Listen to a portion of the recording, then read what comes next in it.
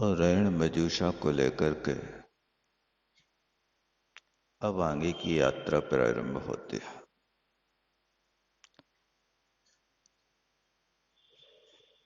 इस रत्नद्वीप से जहाज आगे बढ़ते हैं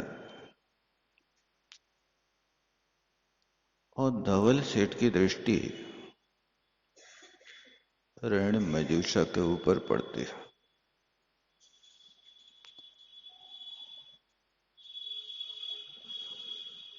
उस को देख करके धवल सेठ की बुद्धि भ्रम को प्राप्त हो गई। कभी कभी नौकर्म इतने सशक्त होते हैं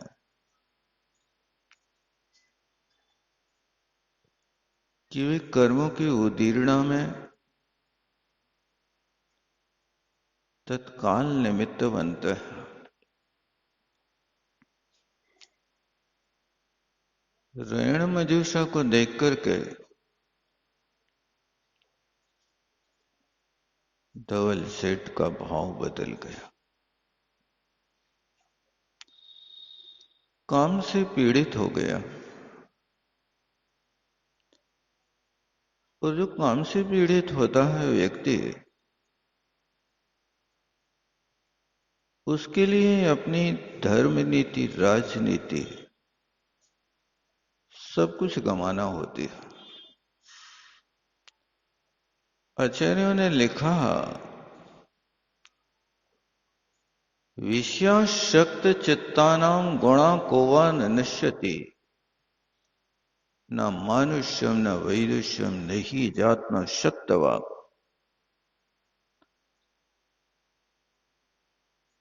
जो व्यक्ति काम से पीड़ित होता है,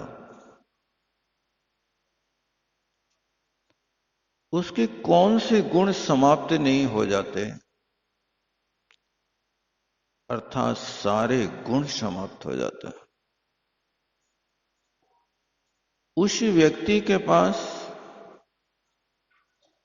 ना मनुष्यता रहती है, मानवता रहती है, न वैदुष्यम, उसकी विद्युत्ता भी समाप्त हो जाती है।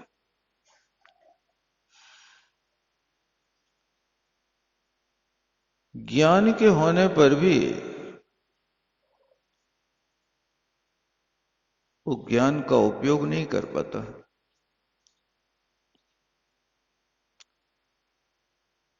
और कामाशक्त व्यक्ति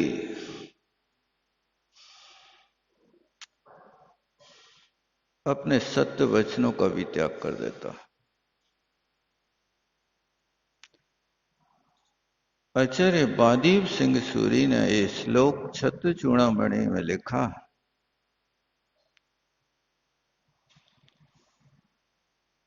कि ये गुण उस व्यक्ति के समाप्त हो जाता है। मनुष्यता समाप्त होगी यानी विवेक समाप्त हो गया, क्योंकि विवेक की बुद्धि जो होती वो मनुष्य गति में पाई जाती है। त्रियंच तो निपटक ज्ञानी होते हैं, वो त्रियंचों में कोई रिश्ते नहीं होते। श्रीपाल ने धवल सेठ को अपने रिश्ते में धर्म पिता बना लिया,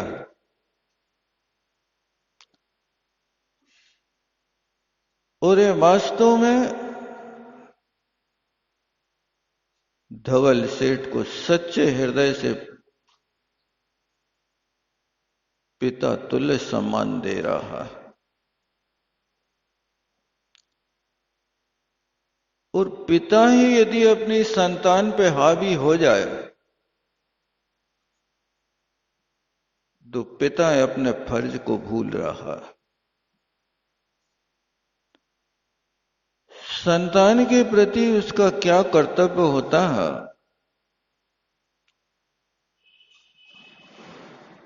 इसको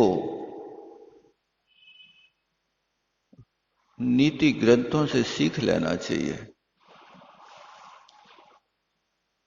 सारी चीजें हमारे आचार्यों ने व्यक्ति के लिए परोसी हैं, लेकिन व्यक्ति इतनी व्यस्तता है और इतना अज्ञान है कि उसको इन सब चीजों को पढ़ने का और देखने का विवेक ही नहीं रहता, समय ही नहीं रहता। किस तरह से व्यक्ति को राजनीति, धर्म नीति,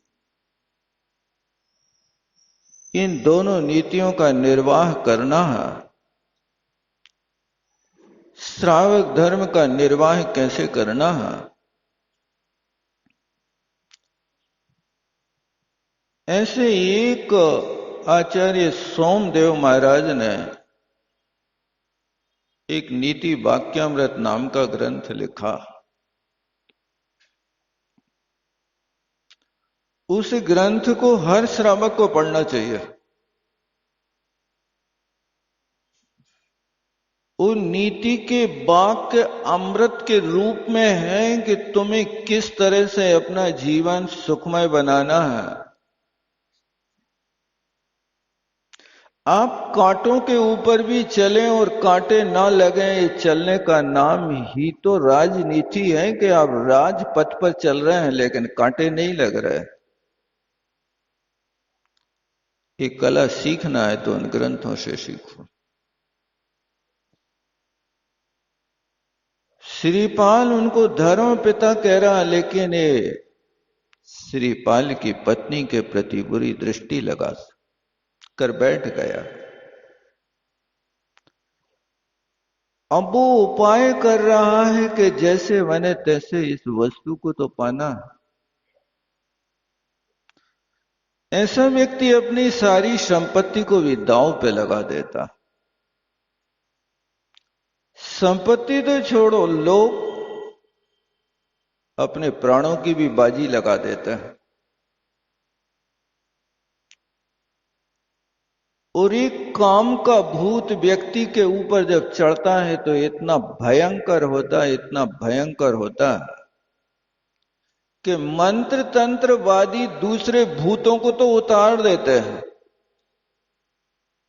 लेकिन ये भूत मन में लगता है और मन का इलाज किसी के पास नहीं होता। वो होता है तो सिर्फ गुरुओं के पास होता है और वो गुरुओं से भयभीत रहता, दूर भागता। आगम के पास होता है और आगम का अध्ययन करने में वो कष्ट का अनुभव करता। इसलिए इन निमित्तों को टालने की कोशिश करना चाहिए। और हुआ ये कि सेठ अब किसी तरह से साम दाम दंड भेद की नीति से इस प्रयास में लग गया कि रैण मजूसा को कैसे प्राप्त किया जाए। एकांत में अपने मंत्रियों को बुला करके धवल सेठ ने मंत्रणा की और मंत्रणा के माध्यम से अपनी बात जब वहां रखी तो मंत्रियों ने उस धवल सेठ की बात को सुनकर के कानों पे हाथ रख लिया कि तुम कैसी बात कर रहे हो। जिस व्यक्ति ने तुम्हें पिता बनाया है उस व्यक्ति की पत्नी के प्रति इतने बुरे भाव, और आप अपनी उम्र तो देख लो, आपकी जवानी ढल गई है, ऐसे भाव करना अच्छा नहीं। मंत्रियों ने बहुत समझाया। कुछ मंत्री तो सिद्धांत वेत्ता थे, उनने कहा सेठ कामी नरकगामी होता, आप इतना बड़ा व्यापार करके वो नरक के रास्ते को प्रशस्त कर रहे हैं। आप समझ जाओ, आप धन का गर्व कर रहे हो कि आप धन से सब कुछ खरीद सकते हो। ध्यान रखना, धन से आप बाहरी वस्तु खरीद सकते हो, लेकिन धन से बुद्धि नहीं खरीद सकते। धन से आप सारी दुनिया की चीजें खरीद लो, लेकिन चारित्र नहीं खरीद सकते। चारित्र तो अंदर से प्रकट होने वाली वस्तु है। इसलिए कामी नरकगामी होता है। और हमारे सामने दृष्टांत भी है। पर नारी पैनी छुरी, मति लगाओ अंग, रावण के 10 शीश गए पर नारी के संग।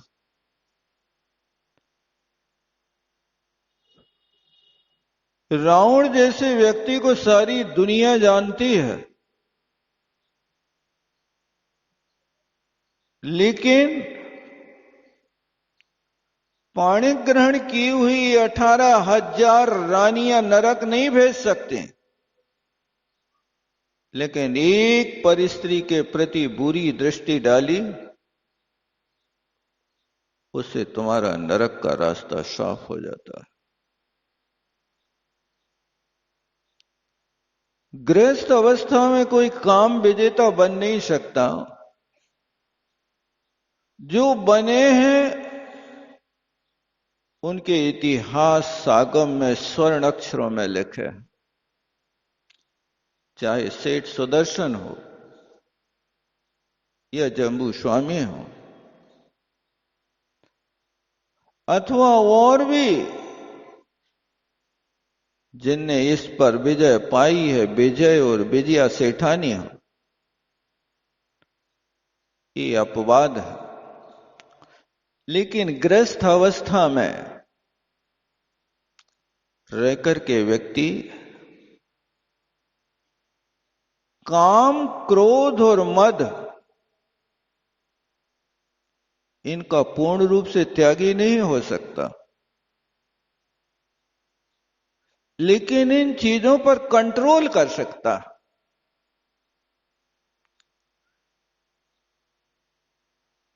आचार्यों ने यह व्यवस्था बनाई कि आपकी प्रथम अवस्था विद्या अध्ययन करके आप घर पर आओ तो गृहस्थी बसाओ,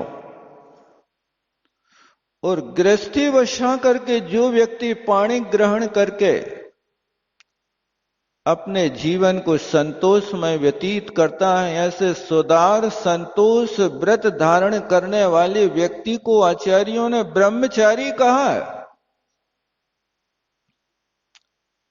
लेकिन अपनी स्त्री को छोड़ करके पर स्त्री के ओर जो दृष्टिपात करता है उसको व्यभिचारी कहा है। समंत भद्र स्वामी रत्नकर्ण श्रावकाचार में ब्रह्मचर्याणु व्रत की परिभाषा लिखता है। न तो परदारान गच्छति न परान गम्यति स पाप भीतेर्यत्। जो पाप से भयभीत हो गया है वो व्यक्ति परदार की ओर दृष्टिपात न करता है, न किसी के लिए प्रेरणा करता है। एक बंधन बांध दिया गया, उस बंधन उस मर्यादा के भीतर आप रहते हैं। उस मर्यादा के भीतर रहने वाला व्यक्ति घर का त्यागी नहीं है, लेकिन ब्रह्मचारी है। और यदि आप उसको छोड़ करके कहीं बाहर झांकते हैं तो आपका ये व्रत भंग होता है। मंत्रियों ने बहुत समझाया, लेकिन विनाश काले विपरीत बुद्धि। जब व्यक्ति का विनाश का अवसर आता है तो बुद्धि भी विपरीत हो जाती है। ऐसे लोगों को समझाना बहुत कठिन है, बहुत कठिन है। इनको तो स्वयं अपने आप में समझना। और फिर मंत्रियों ने कहा कि देखो, कामी व्यक्ति 4 चीजों से हमेशा निंदित होता है। पहली चीज है, कामी व्यक्ति घृणा का पात्र होता है। कोई दूसरे पाप करे तो लोग ऐसी बुरी दृष्टि से नहीं देखते। झूठ बोलने वाले के लिए लोग बुरी दृष्टि से नहीं देखते। परिग्रह संग्रह करने वाले को लोग पुण्यवान मानते हैं, बहुत बड़ा पुण्यवान। परिग्रह का होना बुरा नहीं है, परिग्रह के प्रति आसक्ति बुरी है। आपके पास अरबों की संपत्ति है, रखो आप, कोई बात नहीं, तुम्हारे पास तो इतनी ही थी। भरत चक्रवर्ती के पास तो 6 खंड का साम्राज्य था, लेकिन 6 खंड का साम्राज्य होने के बाद भी वो जलते भिन्न कमल की नीति को अपनाता था। ये मेरा नहीं है, ये सब आया है, ये सब पुण्य के उदय से आया है, इसमें मेरा कोई स्वामित्व नहीं। ऐसी पवित्र भावना के साथ इतने बजे राज्य का संचालन करता हुआ 32,000 मुकुटबद्ध राजा जिसके पास हैं निधियां और रत्नों का स्वामित्व होने के बाद भी उसके प्रति मूर्छा नहीं है। और जहां मूर्छा नहीं है वो व्यक्ति अपने आप में जलते भिन्न कमल की युक्ति को चरितार्थ करता है। और आपके पास कुछ नहीं है, लेकिन आशा के महल इतने बड़े बड़े बना करके रख रहे हैं, वो व्यक्ति कर्म का बंध कर रहा है। आप सोच रहे हैं, आज योजना बना रहे हैं, मैं ये करूंगा, ये करूंगा, ये करूंगा। ये आश्रव की नींव रख रहे हैं आप। आश्रव के 108 भेदों में समरंभ, समारंभ, आरंभ, जो आज भविष्य की योजना बना रहे कि मैं ये कंपनी खोलूंगा और ये करूंगा, ये करूंगा, वहां तक आप पहुंच पाए या ना पहुंच पाए, आश्रव बंध तो आज से चालू हो गया। तो क्या करें, कुछ सोचने का? सोचने के लिए मना नहीं, लेकिन ऐसी बातें सोचो कि तुम जो कर सको, आप चाहो तो कर्मों के पहाड़ को तोड़ने की आप सोचो, तो ये भावना भवनाशिनी बन जाएगी तुम्हारे लिए। लेकिन नोटों के पहाड़ लगाने की सोचोगे तो कर्म का बंध आज से ही चालू हो जाएगा।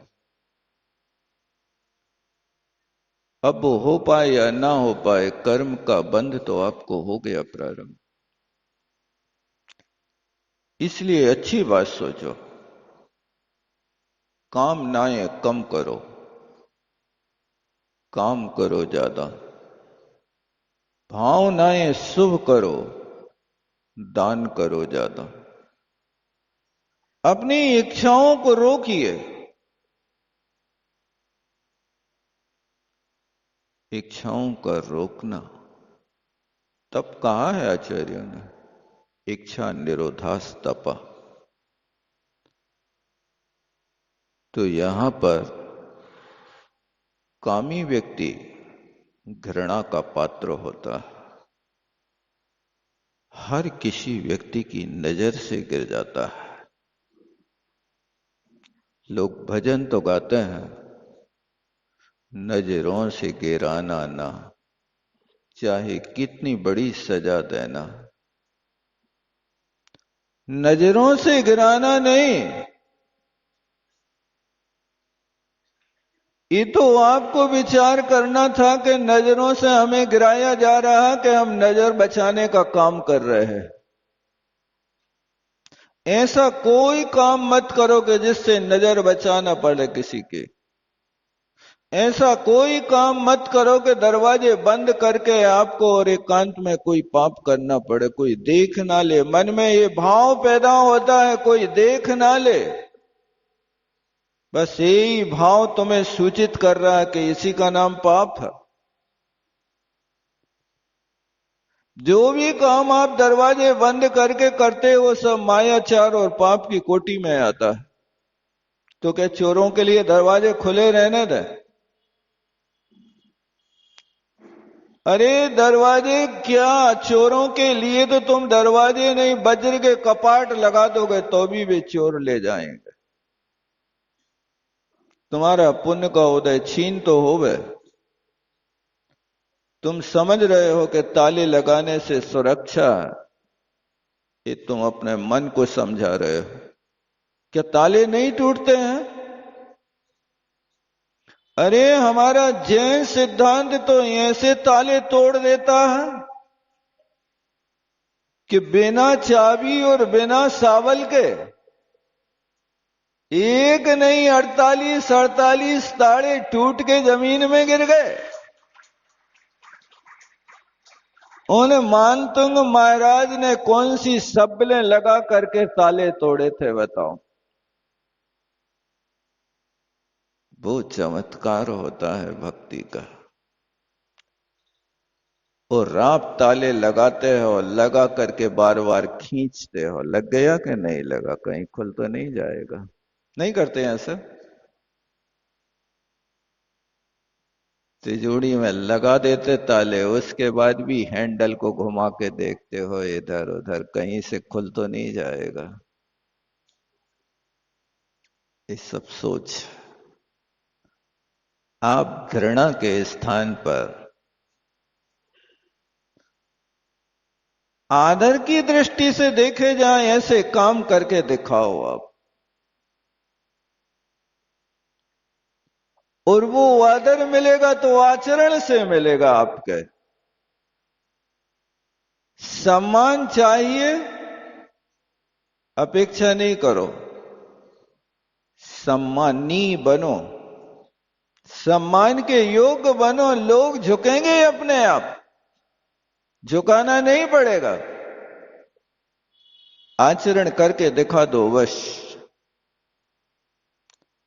क्योंकि जैन सिद्धांत में आचरण प्रधान होता है। और कामी व्यक्ति दूसरी चीज पाप का पात्र होता है। एक कुशील सेवन करना 5 पापों में एक मुख्य पाप माना जाता है, तो उसका भी पात्र होता है। और तीसरी चीज, उस व्यक्ति को भ्रम पैदा होता है, ये नहीं वो अच्छा है। ये भ्रम की बुद्धि हो जाती व्यक्ति के अंदर, इसलिए वो दौड़ लगाता मृग की भांति। लेकिन वास्तव में देखा जाए तो व्यक्ति के पास जहां तुम्हारी बुद्धि रम रही है अपने को छोड़ करके, वहां देखो तो कि तुम्हारी बुद्धि क्या अधिक देख रही। वहां 2 आंखें जो यहां है वो वहां है, 2 कान यहां है वो वहां है। इन आंख कान नाक के अलावा ज्यादा क्या वहां दिखाई दे रहा है आपको जो अपने को छोड़ करके परम की ओर दृष्टिपात कर रहा है? क्या है बताओ? कोई ज्यादा है? कैसा भ्रम पैदा कर रहे हैं लोग बाग? अपने सामने रखी थाली को नहीं खा रहे, वो दूसरे की थाली में बार बार दृष्टि दौड़ा है। रोटी परस दी गई आपकी थाली में और बाजू वाले की थाली में, खाओ बेटा। वो बाजू वाले की थाली में देखता नहीं, बाजू वाले की रोटी तो बहुत करकरी है, कड़ी है, यहां तो आधी कच्ची रख दी है। ये भ्रम है तुम्हारा। तुम्हें लग रहा है कि ये कच्ची है। भैया, अपने हाथ की रोटी तो जली भुंजी भी अच्छी लगती है और दूसरे की बहुत अच्छी सिकी होवे तो भी कच्ची लगती है लोगों को। ये भ्रम है। इसी तरह अपने को छोड़ करके पर की ओर दृष्टिपात, वो बहुत अच्छा, वो बहुत अच्छा। बस ये भ्रम के कारण व्यक्ति निंदा का पात्र होता है। वस्तु को आप वर्ण से नहीं, उस व्यक्ति के गुणों से आप देखिए। इसलिए किसी ने लिखा कि चेहरे की उज्ज्वलता की अपेक्षा चारित्र की उज्ज्वलता श्रेष्ठ मानी जाती है। ये चेहरे की उज्ज्वलता तो बनावटी है। तुम बार बार साबुन और क्रीम लगा लगा करके उसको प्रदर्शन कर देते कि हम इतने अच्छे लग रहे हैं। ये सिर्फ दिखावा है। बाकी आप शास्त्रों में पढ़ो तो पता चले, नौमल द्वार वह निस्वासर नाम लिए के नहीं आवे। नौनो मलद्वार जिस शरीर से प्रतिपल बह रहे हैं, जिनका नाम लेते ही घृणा पैदा हो जाती है, उसमें कहां सुंदरता। इसलिए वो व्यक्ति भ्रम में आ जाता है और वो भ्रम के कारण निंदा का पात्र हो जाता है। और चौथी बात कि ये व्यक्ति कलंकी हो जाता, हमेशा के लिए कलंक लग जाता। रावण के अनेक गुण हैं, लेकिन उन गुणों को कोई स्वीकार नहीं करता, एक भी गुण को याद नहीं करता। एक छोटा सा अपराध कर लिया जिसके कारण लोग रावण को आज तक इतनी घृणा की दृष्टि से देखते हैं कि लोग आज भी रावण नहीं है, लेकिन रावण को पुतला बना करके जला डालते हैं। अरे पुतला मत जलाओ, बुरे आचरण को जलाओ, बुरे व्यवहार को जलाओ। ये पुतला तो शरीर नाम कर्म के उदय से होने वाली पुद्गल विपाकी प्रकृति है। दुराचरण कराने वाली तो मोहिनी कर्म की वेद प्रकृति है। उस वेद प्रकृति के उदीर्णा से आचरण बुरा हुआ है। उस आचरण ने इसको बदनाम कर डाला। लोग गलत कर लेते हैं, पुतला जला रहे, लेकिन उस मोहिनी कर्म के वेद कर्म को जलाना चाहिए, उसको तो जानते ही नहीं क्या कर रहा है। उसके कारण आचरण बुरा हुआ। अंतरंग की चीज को नहीं समझ पाता है। आप कोशिश करो कि आपके लिए अंतरंग की वस्तु देखना है, तो वो कलंक लगा सफेद वस्त्रों के ऊपर यदि मक्खी आकर के गंदगी कर दे वे थोड़ी सी, तो वो दिखाई देने लगती है। ये वास्तव में जिनेंद्र भगवान का मार्ग बिल्कुल सफेद है, और उस पर यदि थोड़ी सी भी कहीं से गंदगी आती है तो उस मार्ग को दूषित कर देती है। इसलिए कामी व्यक्ति इन चार चीजों का पात्र होता है। घृणा का पात्र होता है, पाप का पात्र होता है, भ्रम की बुद्धि पैदा होती है, और हमेशा के लिए कलंकी बन जाता है। इस कलंक को फिर आप किसी साबुन से धो नहीं सकते, इस साबुन से नहीं धुलता। इसके लिए बहुत बड़ा पुरुषार्थ करना पड़ता है। लोगों को विश्वास नहीं जमता। वर्णी जी एक गांव में थे,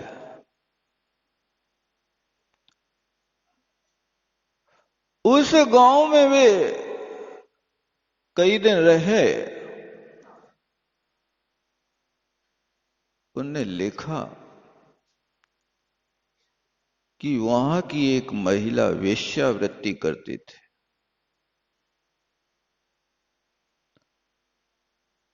उसने एक संत का समागम पाकर के उस पाप को छोड़ दिया। उस पाप का त्याग कर दिया, और ये बात धीरे धीरे लोगों के कान में पहुंचने लगे।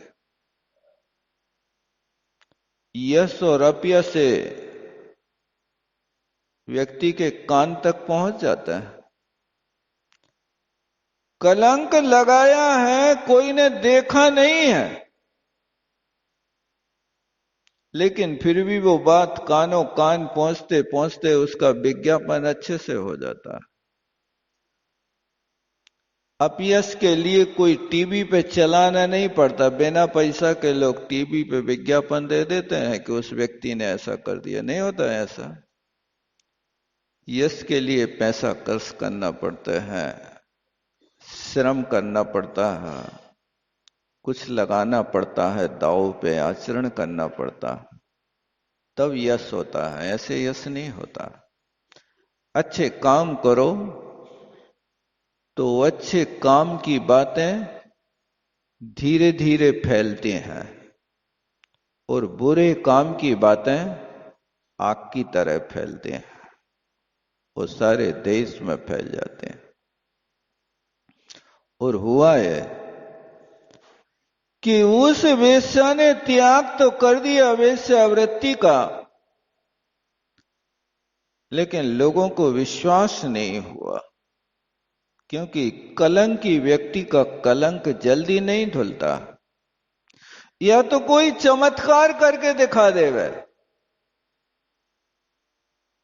तो फिर लोगों को विश्वास जमने लगता है कि हां ये व्यक्ति सही हो सकता है। और हुआ ये कि उस वेश्या की ख्याति पूरे नगर में फैल गई कि अविश ने पाप का त्याग कर दिया। लोग कहते हैं अरे 100 चूहा खाए और बिल्ली हज को चली, ऐसा कैसे संभव हो सकता है? तो वहां के पूरे नगर के लोग इकट्ठे हुए और उसने कहा कि मैंने आज से पाप का त्याग कर दिया है, अब मैं उसकी ओर कोई दृष्टिपात नहीं करते हूं। आप मुझे अच्छी दृष्टि से समाज के लोग देखने लगे, लोगों ने स्वीकार नहीं किया, हमें विश्वास नहीं तुम्हारी बातों पर। उसने कहा कि आप क्या चाहते हो? यदि मैंने इस पाप का त्याग करके निर्दोष रीति से व्रत का पालन करना प्रारंभ कर दिया, इस चीज का यदि तुम्हें विश्वास करना है तो देख लेना है, आज से तीसरे दिन इस बगीचा के फूल, पूरा बगीचा खिल जाएगा। और यदि बगीचा ना खिले तो समझ लेना कि मैं वेश्यावृत्ति आज भी कर रही हूं, और यदि ये खिल जाए तो समझ लेना कि मैंने पापों का त्याग कर दिया। और वास्तव में उसकी बात को जब रखा समाज के सामने तो समाज के लोगों के कान खड़े हो गए कि इसने कौन से देव को सिद्ध कर लिया कि ये बगीचा खिल जाएगा समय में। तीसरे दिन फिर सभा हुई, बगीचा के पास हुई, और उस नारी को लाके खड़ा किया गया। और उस नारी ने जैसे ही सभा के बीच खड़े होकर के एक दृष्टि बगीचा के ओर डाली, और बगीचा सारा का सारा फूलों से खिल गया। आज लोगों ने समझ लिया कि तुम्हारा कलंक धुल गया है। आज अभी तक हमें विश्वास नहीं था कि तुम कभी अपने कलंक को धो पाओगे, लेकिन आज दृढ़ विश्वास हो गया कि तुमने कुछ साधना करके दिखाई है। तो ये कामी व्यक्ति चार चीजों से हमेशा के लिए पीड़ित रहता है। इसलिए इस चीज से बचने की कोशिश करो। और हुआ है कि वहां पर नारी के बीच रहते हुए भी कई लोग ऐसे साधक होते हैं कि जो जिंदगी भर चेहरा नहीं देख पाते। जब सीता का हरण हो गया और जंगल में सीता के पैर के नूपुर मिल गए, तो रामचंद्र जी ने लक्ष्मण से पूछा, नहीं, माथे के बिंदिया, कान वगैरह मिल गए। तब उनको लाकर के राम ने पूछा लक्ष्मण से कि देखो लक्ष्मण, ये आभूषण सीता के ही है ना? तब लक्ष्मण ने कहा, भैया मैं नहीं पहचानता, मैंने तो उनके चरणों की वंदना की है, इसलिए उनके नूपुर को तो जानता हूं, बिछियों को तो जानता हूं, लेकिन उनके माथे पर क्या बंधा था, उनके बाजूबंद कैसे थे, मैंने आज तक देखा नहीं। क्या उनका जीवन रहा होगा?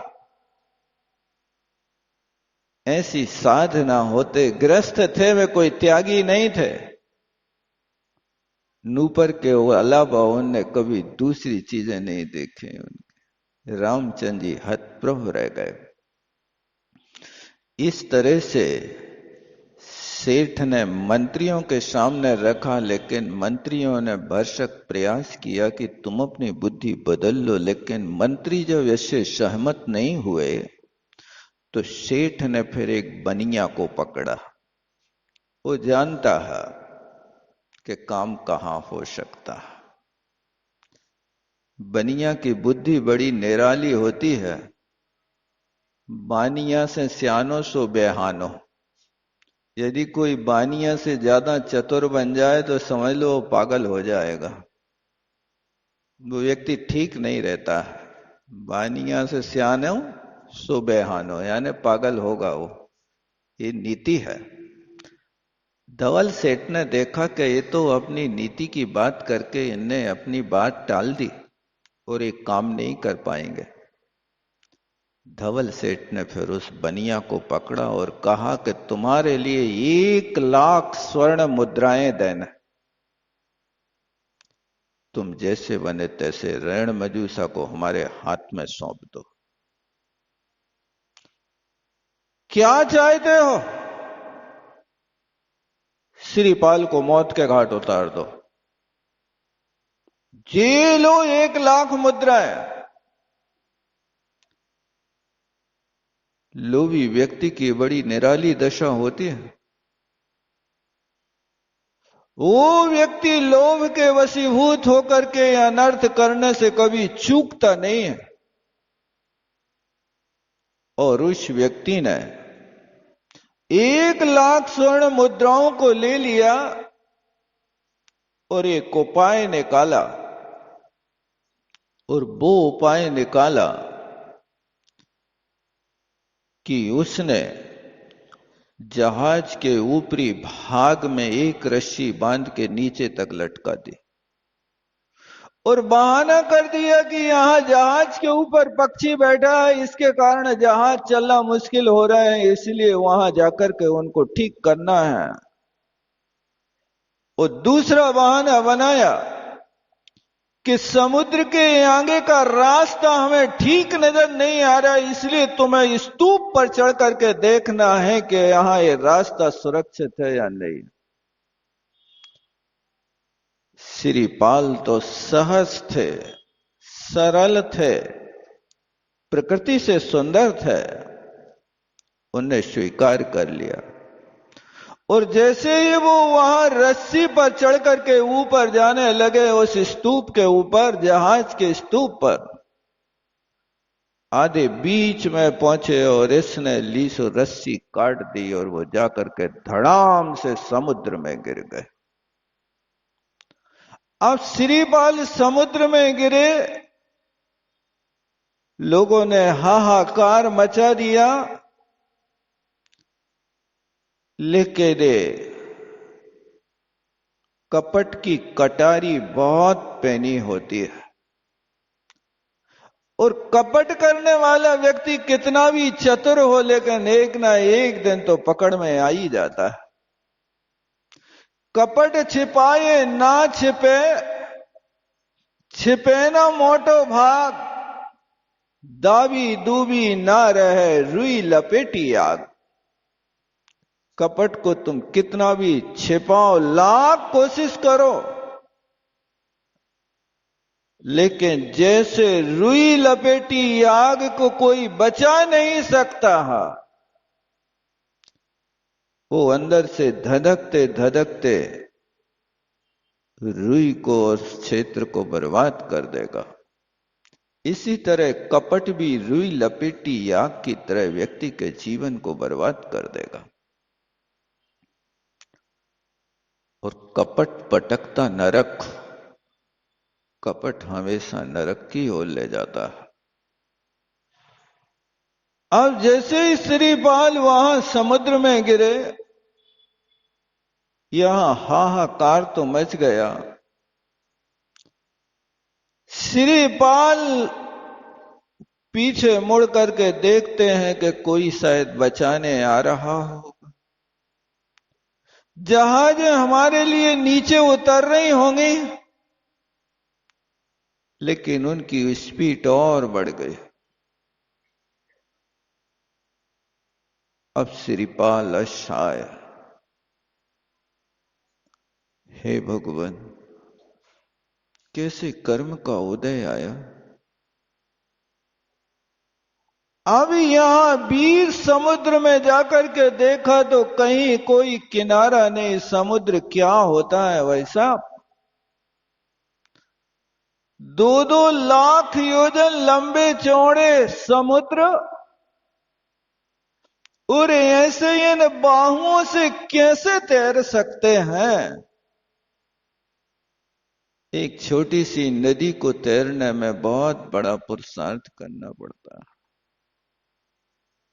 श्रीपाल तैरते रहे, तैरते रहे, तैरते रहे। 1 दिन नहीं, 2 दिन नहीं, 4 दिन नहीं, 1 महीने तक समुद्र में पड़े रहे और तैरते रहे, तैरते रहे। विचार करो कैसा कर्म का उदय है, जहां समुद्र में ऐसे बड़े बड़े घड़ियाल होते हैं कि ये घड़ियाल की पूंछ के फटकार के माध्यम से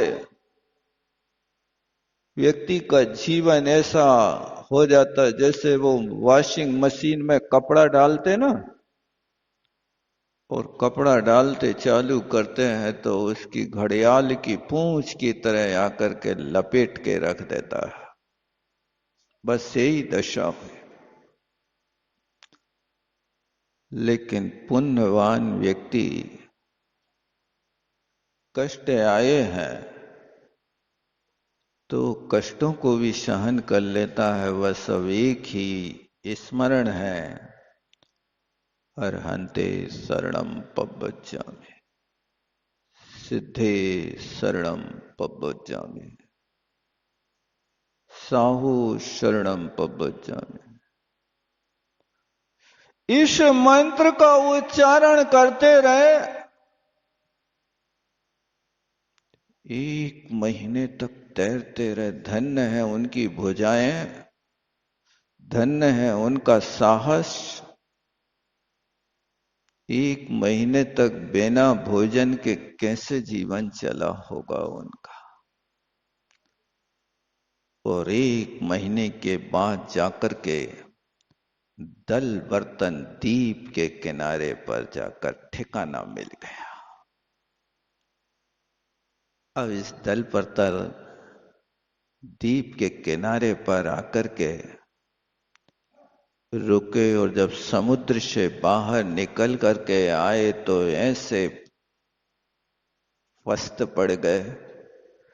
1 महीने के भूखे व्यक्ति की क्या दशा होती होगी। और समुद्र तैर रहे हैं, उस समुद्रों की लहरों की फटकार को कैसे सहन किया होता। यहां पर इस दलवर्तन द्वीप के किनारे पर, इस द्वीप में रहने वाले राजा धनपाल ने अपना एक आदमी पहले से बैठा रखा था। क्योंकि राजा धनपाल के यहां इस दलवर्तन द्वीप में एक बार मुनि महाराज के संग का विहार हुआ था। तब राजा भी मुनि वंदना करने के लिए गया, और मुनि महाराज की वंदना करके राजा ने प्रश्न पूछ लिया कि भगवान, मेरी बनमाला नाम की बेटी है, और इस बनमाला बेटी का वर कौन होगा। तो मुनि महाराज ने कहा था कि जो महावीर इस समुद्र को पार करके आएगा वो तुम्हारी बेटी का वर होगा। आज वर आया है, लेकिन मरी मक्खी की तरह पड़ा है। वहां पर उस व्यक्ति ने देख लिया कि समुद्र पार करके आया, और वृक्ष के नीचे वो व्यक्ति बिल्कुल मूर्छित होकर के लेटा है। उसने जाकर के राजा धनपाल को सूचना दी। अब राजा धनपाल आकर के क्या करता है उसके विषय में फिर देखेंगे। यहां पर कोई ने प्रश्न किया है कि आयु कर्म के विषय में। तो आयु कर्म जो होता है कि जिस व्यक्ति को परभव संबंधी आयु का बंध हो गया, उस व्यक्ति की असमय में मृत्यु नहीं होगी। क्योंकि परभव संबंधी आयु का बंध होने पर उस व्यक्ति का अकाल मरण नहीं होगा। वो कैसी भी दुर्घटना में आ जाए, ट्रक के नीचे भी आ जाए तो भी बच जाएगा, मरेगा नहीं। और जिसकी परभव संबंधी आयु का बंध नहीं हुआ है, वो व्यक्ति दुर्घटना में यदि मरण करता है तो वो जब तक परभव संबंधी आयु का बंध नहीं कर लेगा तब तक मरण को प्राप्त नहीं होगा। उतनी देर तक वहां वो जीवित रहेगा। एक आउली काल तक जीवित रह करके फिर जब परभव संबंधी आयु का बंध कर लेगा तब फिर मरण को प्राप्त होगा। फिर दूसरा प्रश्न किया कि भगवान को सब कुछ प्रत्यक्ष है, फिर ध्यान किसका करते हैं। इनके ध्यान की प्रक्रिया अलग होती है, छद्मस्तों के ध्यान की प्रक्रिया अलग होती है। इनको किसी पदार्थ का ध्यान नहीं करना होता है, सारे पदार्थ इन्हें जान लिए केवल ज्ञान होते ही। अब तृतीय शुक्ल ध्यान ये जो करेंगे उस समय करेंगे कि जब 13वें गुणस्थान का एक अंतर मुहूर्त काल शेष होगा, उस समय जो योग निरोध की क्रिया है, उस योग निरोध की क्रिया का नाम ही तृतीय शुक्ल ध्यान। इसलिए तृतीय शुक्ल ध्यान का नाम है सूक्ष्म क्रिया प्रतिपाती, यानी सूक्ष्म क्रिया प्रतिपाती ये ध्यान का नाम है। यानी बादर योग से सूक्ष्म योग को करना, इस क्रिया का नाम तृतीय शुक्ल ध्यान होता है। और चतुर्थ शुक्ल ध्यान होता है कि सत्ता में बैठे हुए कर्म बिना किसी ध्यान के स्वयं नष्ट हो जाते हैं। ऐसी क्रिया का नाम विच्छिन्न क्रिया होती है। इस तरह दो शुक्ल ध्यान केवली भगवान के होते हैं, भी ज्ञानात्मक ना हो करके क्रियात्मक होते हैं। इनमें सिर्फ क्रिया की जाती है, इस क्रिया का नाम ही ध्यान होता है। बाकी केवल ज्ञान के लिए ऐसी जरूरत नहीं होती है कि जैसे छद्मस्त लोग द्रव्य गुण पर्याय का चिंतन करते हैं, ऐसे उनको जरूरत नहीं होती है। बस जावणी के ज्ञान से सूझे लो कालो, सोवाणी मस्तक धरूं सदा। हे जिन वाणी भारती तो जपो दिन रे, जो तेरो शरणाग है शोपा। देव भजो अरहंत को, गुरु सेवो निर्ग्रंथ। दया धर्म पालो सदा, यही मोक्ष